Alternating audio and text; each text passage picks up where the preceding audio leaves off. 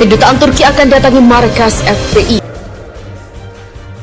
İnanç hürriyetinden, inanç özgürlüğünden anlamayan ve kendi ülkesinde yaşayan milyonlarca farklı inanç mensubu insanlara bu şekilde davranan bir devlet başkanına Maulaya salli ve sellim daiman abada ala habibika hayril halqi kullihim. Maulaya salli ve sellim daiman abada ala habibika hayril halqi kullihim. Maulaya salli ve sellim daiman abada ala. Kardeşlerim, ticaretten siyasete, dış politikadan savunma sanayi ve teknolojiye kadar hemen her alanda potansiyelimizin çok altında rakamlarla karşı karşıyayız. İslam ülkelerinin dünya ekonomisindeki toplam payı %10'u dahi bulmuyor. Şu an dünya genelinde yaşanan çatışmalarda ölenlerin %94'ünü Müslümanlar oluşturuyor. Halihazırda dünyada satılan her 3 silahtan biri Orta Doğu'ya gidiyor. Az önce izledik. Yapay zekanın, kuantum bilgisayarlarının, robotik teknolojilerin konuşulduğu bir dönemde ne yazık ki biz enerjimizi iç kavgalarla heba ediyoruz. Yüz milyonlarca Müslümanın sorumluluğunu taşıyan liderler olarak hiçbirimizin bu tablodan mutmain olmadığını biliyorum. Ancak biz her zorlukla beraber muhakkak bir kolaylığın olduğunu müjdeleyen bir dinin mensuplarıyız.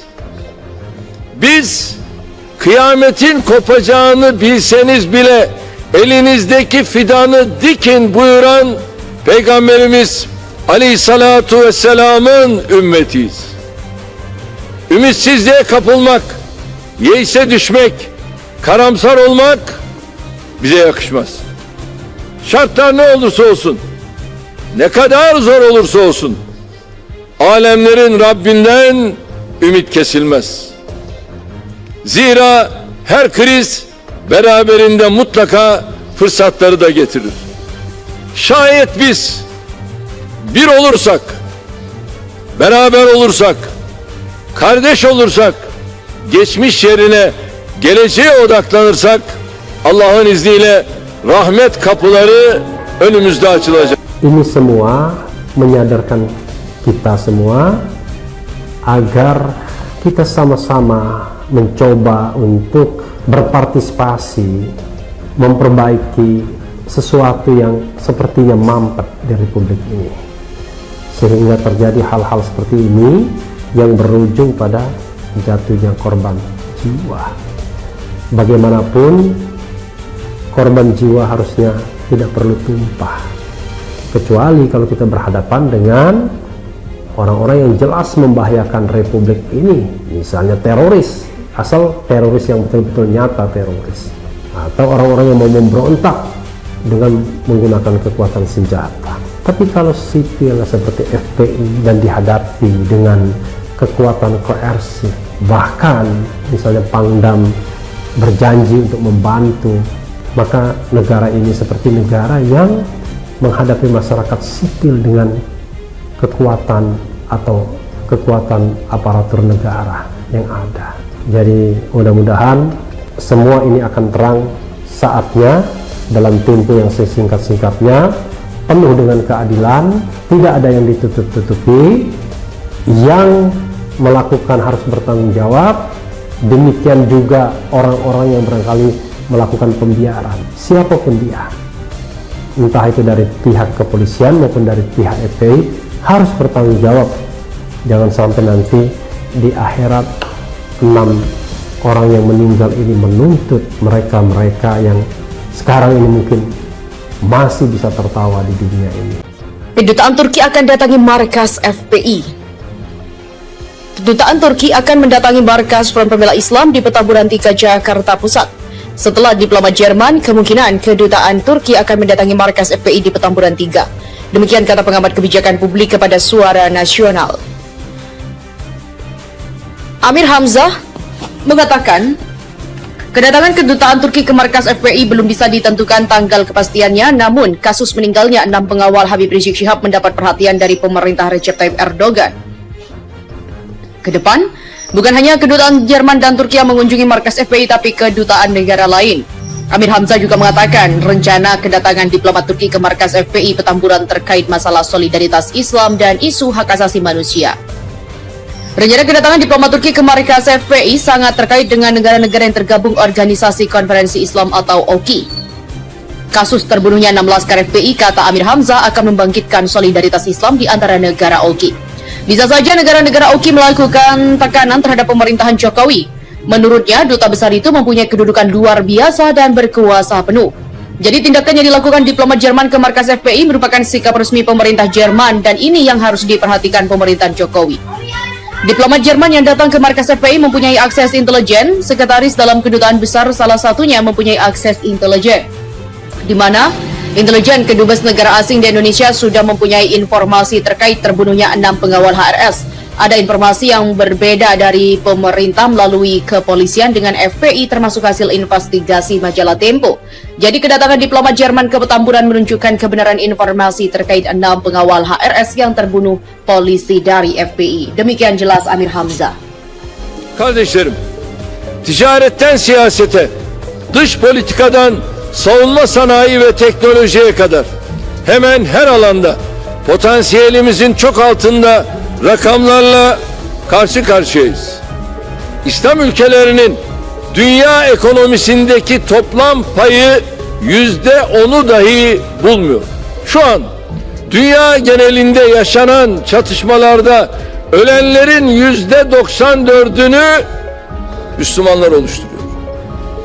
Halihazırda dünyada satılan her 3 silahtan biri Orta Doğu'ya gidiyor. Az önce izledik. Yapay zekanın, kuantum bilgisayarlarının, robotik teknolojilerin konuşulduğu bir dönemde ne yazık ki biz enerjimizi iç kavgalarla heba ediyoruz.